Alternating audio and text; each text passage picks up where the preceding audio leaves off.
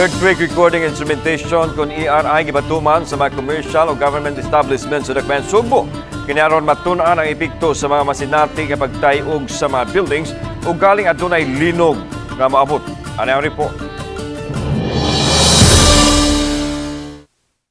Tuig 2013 apil ang Dakbayan, Sugbo sa nagrebihan sa 7.2 magnitude nga linog nga miigo usab sa Bohol. Adunay mga buildings nga nangliki o aduna usay mga nagusbat ilabi na kadto mga buildings nga karaana lakip na gani ang kampanaryo sa Basilika nga nahagsa. Mato ni Architect Florante Catalan, ang hepe sa Office of the Building Officials, kung obo nga gipatuman na sa Dakbayan ang Memorandum Circular sa DPWH ni atong tuig 2015. Gilatid nini ang pagbutang og earthquake recording instrumentation kung ERI sa tanang mga commercial buildings, may edipisyos gobyerno, tambalanan ug mga high-rise buildings.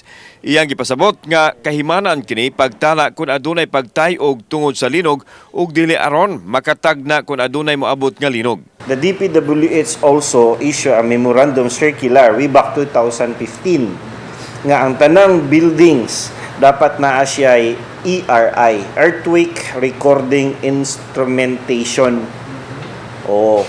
So walay building permit nga ma-issue if wala ni namo makita sa ilahang plans. Gawa sa annual inspection, nagpahigan usab og daily routine inspection ang mga personnel sa ubo sa mga edipisyo sa Dakbayan aron masiguro nga masunod ang mga rekisito sa pagtukod og lig-on ug luwas nga mga edipisyo. If we inspect a building, amo na siyang i-annual inspection kada tuig, annual gani, di ba?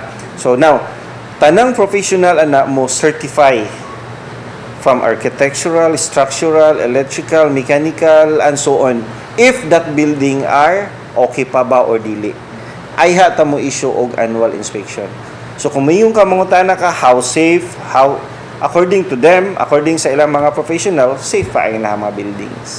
Sa pikas bahin adunay na po ka mga buildings ang girekomendar sa ubo nga ipaubos sa retrofitting, samtang 5 usab ang girekomendar nga gub-on tungod sa kagabok nini ug dili na luwas gamiton sa mga tao. Di na gid madala. Sa among pananaw pa lang, di na gid madala ni delikado na ba. So, while wait for nga mahugno pa na matabunan, then recommend for demolition. Kauban si Cleofer Lumayag, ako si Alan Domingo. Balitang Bisdak.